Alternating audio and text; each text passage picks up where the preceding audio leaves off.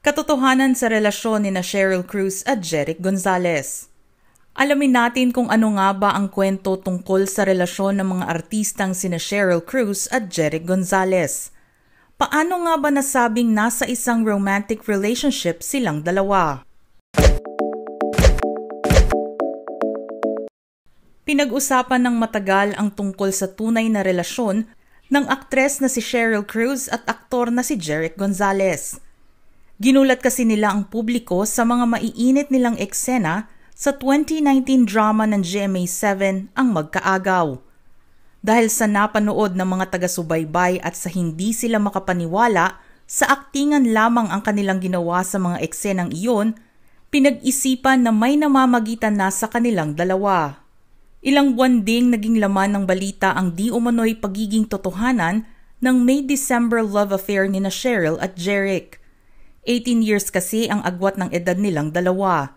Si Sheryl ay kaka-47 lamang nitong April, samantalang si Jeric ay magta-29 pa lamang sa darating na August. Nakilala si Sheryl bilang isang child star noon. Napanalunan niya ang Best Child Actress Award para sa pagganap nito sa pelikulang Mga Basang Sisiw kasama si Janice de Belen, Cheche at yumaong aktres na si Julie Vega. Nakuha niya rin ang kaparehong award sa pelikulang Roman Rapido kasama ang yumaong The King Fernando Poe Jr. Pinapirma naman ito ng kontrata ng Regal Films kung saan siya ni-launch kasama ni Manilyn Reyes at Cristina Paner at binuo ang grupong Triplets. Nabansagan na Princess of Philippine Cinema si Sheryl noong panahong iyon at napasama sa itinatag ng GMA Network na youth-oriented TV show na That's Entertainment na pinamumunuan ng yumaong master showman na si Herman Moreno. Naging maganda ang takbo ng kanyang career at naipareha pa ito sa kasama sa That's Entertainment na si Romnick Sarmenta.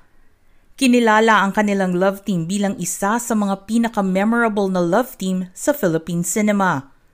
Ang inakalang on-screen tandem ng dalawa ay hindi inaasahan na mauuwi sa pagiging totohanan.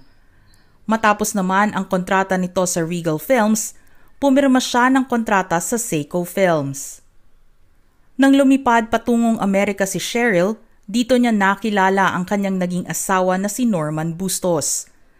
Nagtatrabaho ito sa San Francisco Sheriff Department at makalipas lamang ang maikling panliligaw nito sa aktres, ikinasal silang dalawa.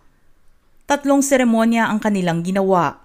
Isang civil rights sa Lake Tahoe, Nevada, Catholic wedding sa Pilipinas, at ang ikatlo ay sa isang simbahan sa San Francisco. Doon na rin nakabuo ng pamilya sina Norman at Sheryl.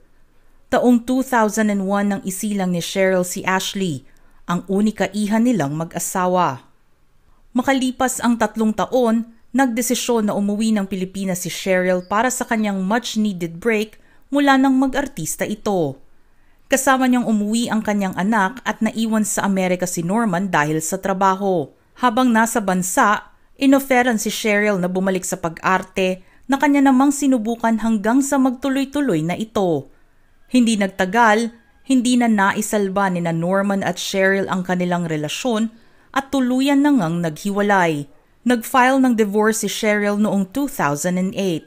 Si Jeric naman ay nakilala bilang isa sa mga winners ng second season ng reality show na Protégé, isang reality-based artista search ng GMA7. Ngunit bago nito pasukin ang pag-aartista, naging opening act na ito ng magaling at kilalang singer na si David Pomeranz para sa kanyang Manila concert. Sumali rin siya sa Ginoong Laguna 2012 at naiuwi ang second runner-up title. Isa ring nursing graduate si Jeric sa Calamba Doctors College sa Parian, Calamba. Ngunit isinangtabi muna ang pagkuha ng board exam upang ipagpatuloy ang pangarap na maging isang artista. Siya ang itinanghal na ultimate male prodigy kasama si Teo Tolentino na siya namang ultimate female prodigy. Matapos nitong manalo sa nasabing artista search ng GMA7, nabigyan ng iba't ibang proyekto si Jeric. Sa mga serye tulad ng Love and Lies, Parikoy, Destiny Rose, Kambal Karibal at Ikalimang Utos, mga supporting roles lamang ang ginampanan nito. Naging main cast naman siya sa Pira ang Babaeng Apoy at Oh My Mama.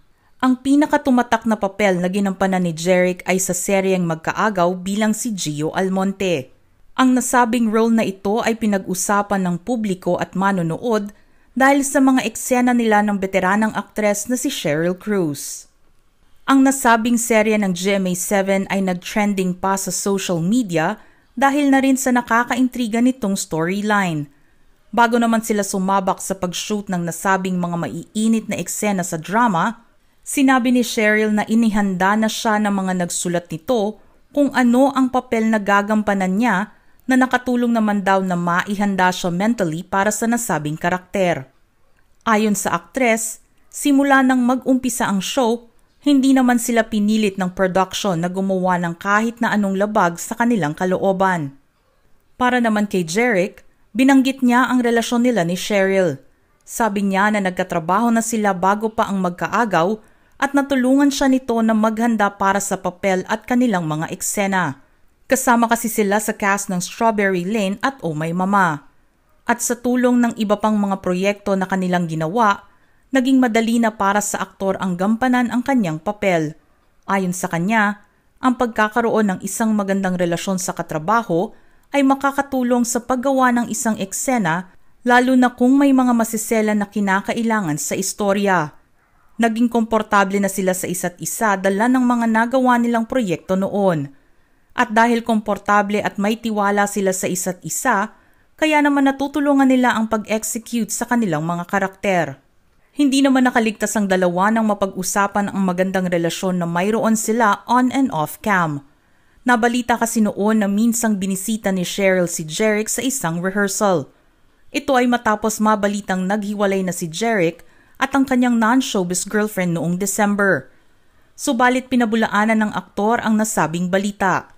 Sinabi nitong wala siyang girlfriend kaya walang dahilan na makipag-break up sa kung sino man. Natatawang sinabi ni Jeric na tila effective ang ginagawa nila sa drama at napapaniwala nila ang mga manonood na totohanan iyon. Kumbinsido naman si Sheryl na ang kasikatan ng kanilang palabas ang naging sanhi ng paglabas ng mga haka-hakang iyon. Hindi naman maitatanggi na sa galing ng kanilang pagganap sa nasabing papel nila sa soap ay mapag-usapan din ang di umano'y pagbubuntis ni Sheryl. Ang itinuturong ama ay walang iba kundi si Jeric. Isang netizen kasi ang nag-post ng kanyang komento at tinanong ang aktres kung totoo nga ba ang kumakalat na balita. May mga nagtanggol naman kay Sheryl at sinabing fake news ang lumabas na balita. Makalipas ang ilang oras, nag-post si Sheryl ng isang video kung saan ipinakita nito na siya ay naghuhula hoop habang nasa break sa lock-in taping nila ng Magkaagaw. Sinabi ng mga tagahanga ni Sheryl na ang hula hoop video na ibinahagi ng aktres ang magtatapos sa mga balitang siya ay nagdadalang tao. Ang relasyon nilang dalawa na ipinipilit ng publiko na totohanan na ay walang basehan at walang kumpirmasyon mula sa magkabilang kampo. Samantala, sa nailabas ni Sheryl na vlog kung saan sasagot ito sa mga katanungan sa kanya, isa sa mga naitanong sa aktres ay kung mas prefer nito ang bata o matandang partner. Sinagot ito ni Sheryl na mas nakakasundo niya ang mature guys o ang mga kasing edad niya. Nakakasundo rin niya ang mga mas bata sa kanya basta pareho sila ng wavelength at nagkakaintindihan sila. Sinabi pa nito na kung marunong at magaling itong makipag-usap, malamang na mapag-uusapan nila ang kahit na anong bagay. Lalo na kung interesado silang makilala ang isang Sheryl Cruz bilang isang private na tao at hindi ang artistang napapanood nila, mas mabuti raw iyon para sa aktres. Para naman kay Jeric, hindi rin problema sa kanya ang edad ng isang kapartner. Mas gugustuhin daw nito na nakakatanda sa kanya ang isang babae dahil mas may experience na sila at may matututunan din ito sa kanila. Sang-ayon naman silang dalawa na hindi dapat maging hadlang sa isang relasyon ang edad dahil numero lamang ito. Ang importante sa isang relasyon ay kung pareho ang nararamdaman ng magkatuwang at pareho nilang mahal ang isa't isa. Hindi rin importante kung ano ang sasabihin ng iba hanggat walang nasasagasa ang tao ang dalawang taong nagmamahalan. Hanggat may respeto sila sa isa't isa, hindi dapat isipin na magkaiba ang kanilang edad, na may mas matanda sa kanila. Kung ang mag-partners ay nagkakaintindihan, walang sino man ang dapat makasira sa kanilang pagsasama. Dahil nga sa naging sagot ng yaya ni Cheryl sa vlog nito, marami ang kinilig na tuluyan ng naging totohanan ang pagganap nila bilang lovers at hindi lamang ito sa drama na kanilang ginawa.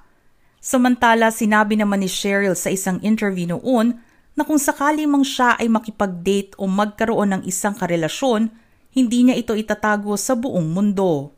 Umamin man at ginulat ng yaya ni Cheryl ang publiko sa naging kasagutan nito na isa si Jeric sa mga paborito nitong manliligaw ng aktres, hindi naman natin malalaman ang tunay na score sa pagitan nilang dalawa.